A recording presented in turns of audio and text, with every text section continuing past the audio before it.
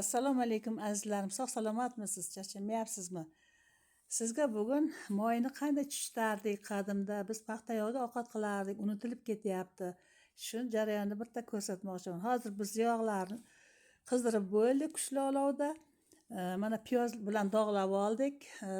Xavfli jarayon o'tdi. Endi mana ozgina tuz suv bilan qanday shirin qilinadi, shuni ko'rsatamiz.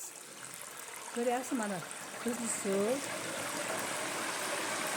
Buning achchiqlarini oladi, shahmlarini yaxshi qiladi va moy chuchiydi degan xulosaga kelamiz.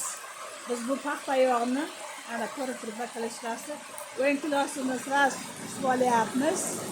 Bu bizning bir tadbirimizga kerak. Mening maqsadim mana shu moy chuchilishini o'rganib olsangiz, mana bu semichka moyga nisbatan bu moy foydali ekan. Ligini bilasiz deb o'ylayapman. Iloji boricha mana shuni qilib ko'ring. Ovqatingiz taxmi qanday bo'ladi bilasiz. Qadimda bilasizmi? Hattoki go'shtsiz ovqatlar ham shirin bo'lgan, piyoba deymiz, shular shirin bo'lgan.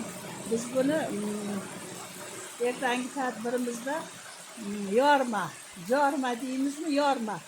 O'shanga ishlatmoqchimiz. Shu moy bilan yaxshi chiqar ekan shu taomimiz.